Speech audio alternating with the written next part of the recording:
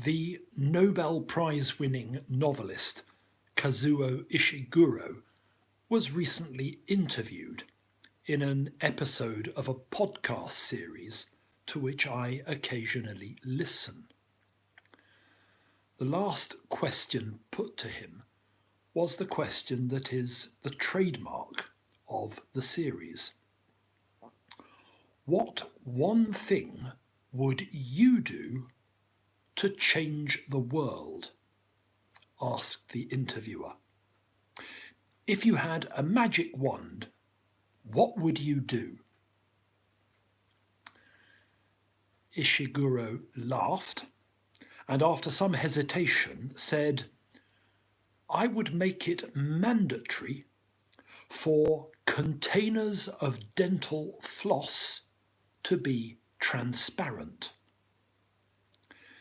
He went on to explain that because currently dental floss is only sold in opaque containers, he has on occasion needed to use it before a public appearance and has found himself without any. I have puzzled over this answer. Asked how they would change the world, many interviewees would doubtless say something about world peace or climate justice. Perhaps Ishiguro wanted to avoid stereotypes and platitudes. Perhaps he is tired of stock interview questions. I remember once feeling very annoyed when I was asked in an interview, if you were to come here, how would you surprise us?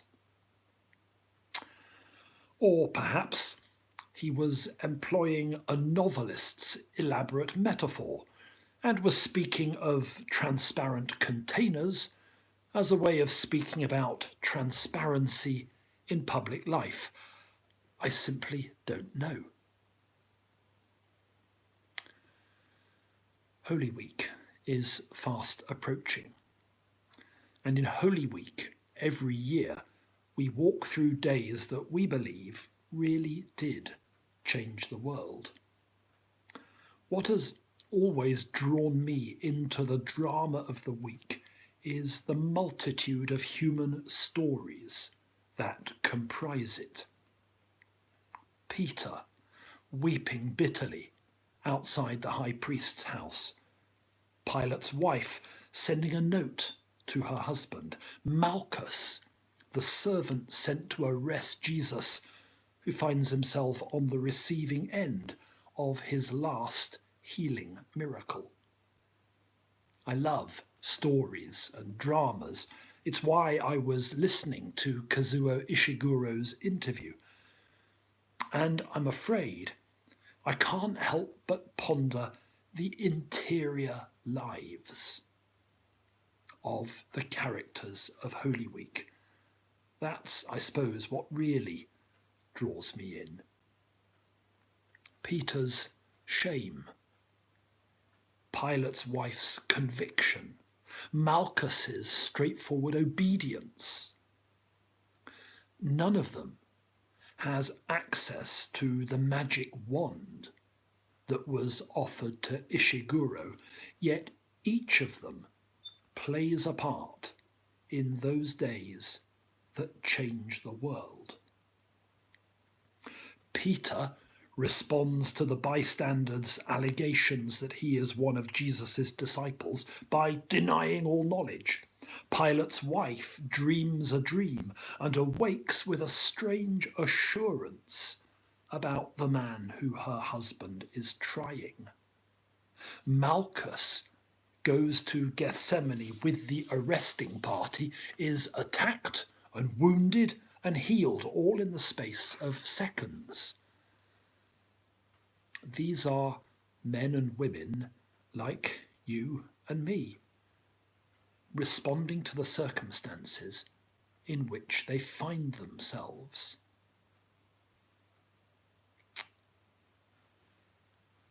At the heart of the story is Jesus, and he does exactly the same.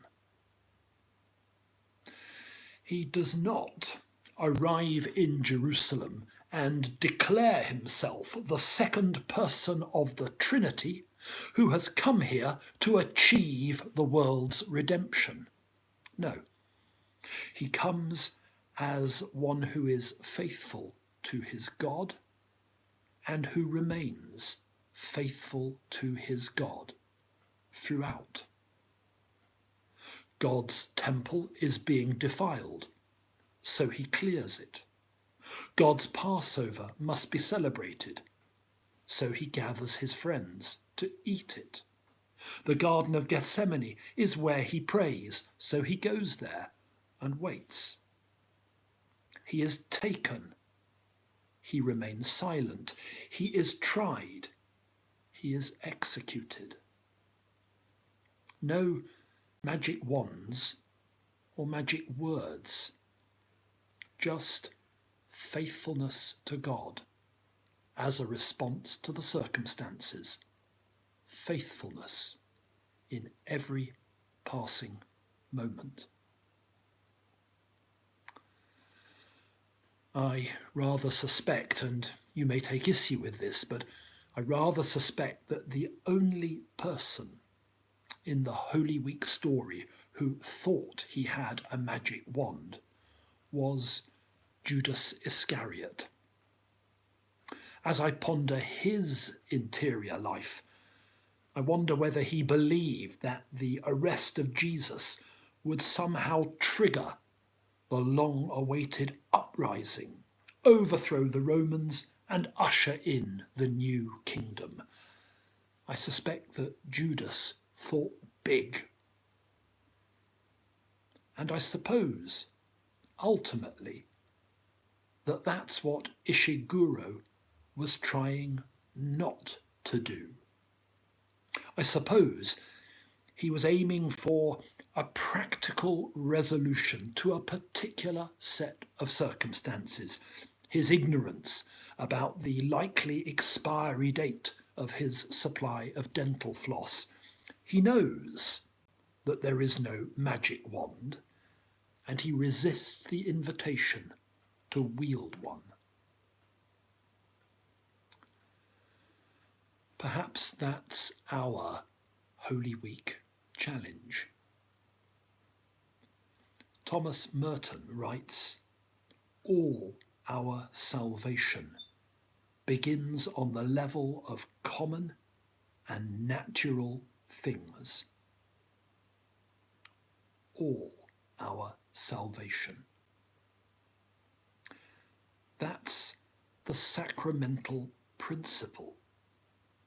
It's in water that we are baptized.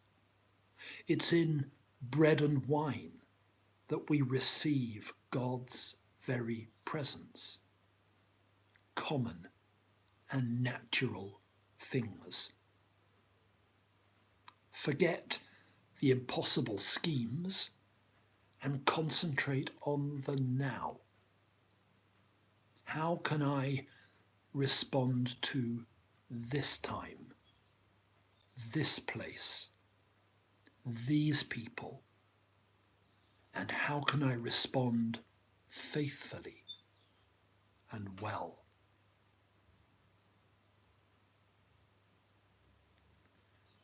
Thank you for joining me. Have a very good evening.